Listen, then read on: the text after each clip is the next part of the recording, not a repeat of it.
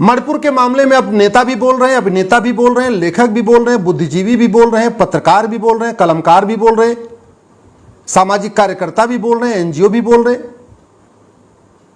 क्या मणिपुर में आग आज लगी है क्या?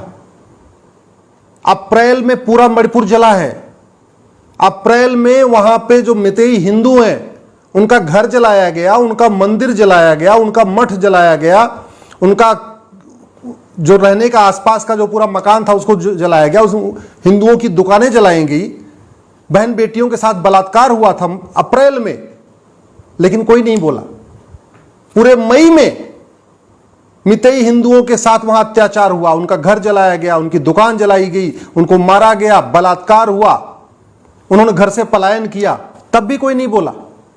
पूरे जून में हिंदुओं के साथ अत्याचार हुआ, अपना अपना घर छोड़ के भाग गए, सैकड़ों लोगों की हत्या हो गई, तब भी कोई नहीं बोला। जुलाई में अब आज 20 जुलाई हो गई है, तब नेता भी बोल रहे हैं, अभिनेता भी बोल रहे हैं, लेखक भी बोल रहे हैं, बुद्धिजीवी बोल रहे हैं, और सब कह रहे हैं कि जिसने रेप किया है उसको फांसी दे दो, उसको सजा दे दो। मैं आपसे पूछता हूं, जिस बहन के साथ, बेटी के साथ रेप हुआ है, उस बलात्कारियों को फांसी होनी चाहिए, लेकिन क्या उन दो बच्चियों का वीडियो आया है, उनके बलात्कारियों को फांसी देने से मणिपुर की समस्या खत्म हो जाएगी क्या? बलात्कारियों को फांसी देने से मणिपुर की घुसपैठ खत्म हो जाएगी या मणिपुर के घुसपैठिए भाग जाएंगे? बलात्कारियों को फांसी देने से जो मणिपुर में नशे की खेती होती है, अफीम की खेती होती है, वो बंद हो जाएगी क्या? बलात्कारियों को फांसी देने से जो मणिपुर में धर्मांतरण का धंधा चलता है, पूरा का पूरा मणिपुर जो है, वहां पे क्रिश्चियन मिशनरीज ने वहां पे एक तरीके से पूरा हाईजैक कर लिया सिस्टम को, क्या धर्मांतरण रुक जाएगा? क्या बात कर रहे हैं? आज 3 महीने बाद नींद जागी है, सब लोग कह रहे हैं फांसी दे दो, फांसी दे दो, फांसी दे दो। फांसी देने के बाद न मणिपुर में हिंसा रुकी है, न आगे रुकेगी, न वहां धर्मांतरण रुका है, न धर्मांतरण रुकेगा, न घुसपैठ रुकी है, न घुसपैठ आगे रुकेगी। बलात्कारियों को फांसी देने से ड्रग स्मगलिंग नहीं रुकेगी। बलात्कारियों को फांसी देने से वहां जो हथियारों का इतना बड़ा कारोबार होता है, इतने एडवांस वहां पे राइफलें उनके पास हैं, पूर्वोत्तर जो मणिपुर के अलगाववादी हैं, जो क्रिश्चियंस टेररिस्ट हैं, उनका हथियार खत्म नहीं हो जाएगा। इसलिए मैं फिर आपसे निवेदन करता हूं, ये जो भाषणबाज आ गए हैं बीच बीच में, जब दुनिया भर की बातें कर रहे हैं, इस पे नहीं, आप जरा गंभीरता के साथ सोचिए।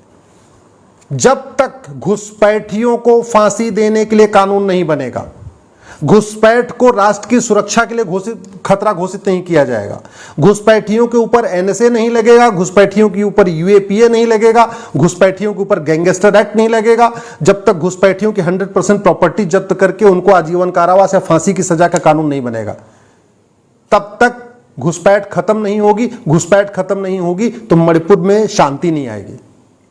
जब तक धर्मांतरण कराने वालों की 100% प्रॉपर्टी जब्त करने का कानून नहीं बनेगा, धर्मांतरण को राष्ट्र की सुरक्षा के लिए खतरा नहीं घोषित किया जाएगा, धर्मांतरण कराने वालों पे एनएसए नहीं लगेगा, धर्मांतरण कराने वालों पे यूएपीए नहीं लगेगा, धर्मांतरण कराने वालों के ऊपर देशद्रोह का केस नहीं चलेगा, धर्मांतरण कराने वालों पे इंडियन पिनल कोड का सेक्शन 121 वेज वॉर धारा नहीं लगेगी, तब तक धर्मांतरण नहीं रुकेगा। जब तक धर्मांतरण नहीं रुकेगा तब तक मणिपुर में शांति नहीं आ सकती।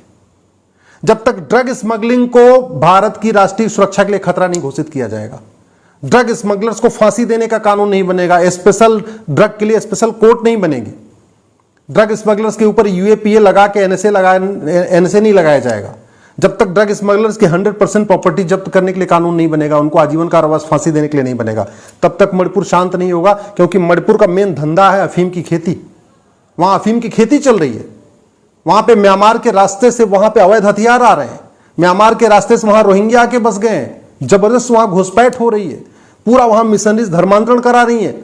जो वहां पे मितेई हिंदू रहते हैं बेचारे, वो कितने बचे? 45% के आसपास हो गए। जहां 80% हिंदू थे मणिपुर में, आज 42-45% हो चुके हैं। तो समस्या का स्थायी समाधान उन बलात्कारियों को फांसी देना नहीं है। फांसी होनी चाहिए, लेकिन इस समस्या का स्थायी समाधान नहीं है।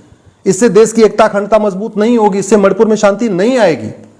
मणिपुर में शांति के लिए भारत की पहली बात, एक 1 नेशन 1 पुलिस कोड लागू करना पड़ेगा कि पुलिस इफेक्टिवली काम करे। जैसे यूपी में पुलिस बुलडोजर लेके घूमती है, जैसे मध्य प्रदेश में पुलिस बुलडोजर लेके घूम रही है, ऐसे ही मणिपुर की भी पुलिस बुलडोजर लेके घूमे, वहां के घुसपैठियों का घर गिराए, मिशनरियों का घर गिराए, धर्मांतरण कराने वालों का घर गिराए, ड्रग स्मगलर का घर गिराए, तब खौफ पैदा होगा। इसलिए one nation one police code चाहिए। मणिपुर के जो अलगाववादी यहां पे इतनी बड़ी उनको फंडिंग आ रही है, वो फंडिंग वो अपने आप तो बताएंगे नहीं, तरीका क्या है? नार्को पॉलीग्राफ ब्रेन मैपिंग कानून बनाना पड़ेगा। जो वहां पे मणिपुर में अलगाववादी उनको पकड़ पकड़ के उनका नार्को टेस्ट करना पड़ेगा, पॉलीग्राफ करना पड़ेगा, तब वो बताएंगे कि उनको फंडिंग कहां से आ रही है, हथियार कौन दे रहा है, पीछे उनके कौन सा गैंग है, चाइना उनके पीछे है या यूरोप उनके पीछे है या खाड़ी देशों से पैसा आ रहा है, कहां से उनको इतने हथियार आ रहे हैं। तो नार्को पॉलीग्राफ ब्रेन मैपिंग कानून बनाना पड़ेगा। 1 घंटे के अंदर FIR दर्ज करने और एक महीने के अंदर जांच पूरी करने के लिए कानून बनाना पड़ेगा, पुलिस चार्टर लागू करना पड़ेगा। साल भर के अंदर सजा 100% सबको मिलना शुरू हो जाए। जुडिशियल रिफॉर्म करना पड़ेगा, जुडिशियल चार्टर लागू करना पड़ेगा। नहीं तो जज क्या करते हैं, जिधर से पैसा मिलता है उनको तारीख पे तारीख देते चले जाते हैं। न्यायपालिका में इतना भ्रष्टाचार हो चुका है कि अगर बड़ा वकील हो जाए, ढंग से खिला पिला दे पेशकार को और वहां पे नीचे स्टाफ को, तो तारीख पे तारीख मिलता रहेगा, कोई दिक्कत ही नहीं है। भ्रष्टाचार खत्म करना पड़ेगा। अगर वास्तव में मणिपुर को अपने भारत से जोड़ के रखना है, मणिपुर को बचाना है, मणिपुर की संस्कृति को बचाना है, मणिपुर की भाषा को बचाना है, मणिपुर के तीज त्योहार को बचाना है, मणिपुर के रीति रिवाज को बचाना है, तो one nation one tax code लागू करना पड़ेगा।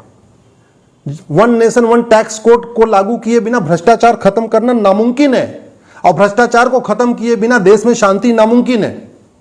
घुसपैठिए घूस दे के आते हैं, चाहे वो बांग्लादेशी घुसपैठिए हो, चाहे रोहिंग्या घुसपैठिए हो, चाहे वो असम में जो घुसपैठिए आ रहे हैं या बंगाल में जो घुसपैठिए आ रहे हैं या चाहे मणिपुर में घुसपैठिए आ रहे हैं। 2000 रुपए बॉर्डर पे देकर अंदर घुस जाते हैं, 2000 रुपए में राशन कार्ड बनवा लेते हैं, 2000 रुपए में ड्राइविंग लाइसेंस, 3000 में ड्राइविंग लाइसेंस बना लेते हैं, 2000-3000 में बर्थ सर्टिफिकेट बना लेते हैं, 10,000 रुपए खर्च करते हैं पासपोर्ट बनवा लेते हैं, 10 से 20,000 रुपए में 5-5, 6-6 डॉक्यूमेंट बनवा लेते हैं। जब तक भ्रष्टाचार को देशद्रोह घोषित नहीं किया जाएगा, जब तक घुसपैठियों और उनके मददगारों की 100% प्रॉपर्टी जब्त करने के लिए कानून नहीं बनेगा, जब तक घुसपैठ को राष्ट्र की सुरक्षा के लिए खतरा नहीं घोषित किया जाएगा, घुसपैठियों पे NSA नहीं लगेगा, जब तक घुसपैठ को देश के खिलाफ एक युद्ध घोषित नहीं किया जाएगा, और इंडियन पिनल कोड का जो सेक्शन 121 है, वेज वॉर, कि देश के खिलाफ जो युद्ध करे उसके खिलाफ सेक्शन 121 लगता है। ये घुसपैठिए क्या करने आ रहे हैं? देश के खिलाफ युद्ध करने तो आ रहे हैं। तो ये जो मणिपुर में घुसपैठिए आए हैं, जो बंदूक लेके घूम रहे हैं, इनको ऊपर सेक्शन 121 क्यों नहीं लगा रही सरकार?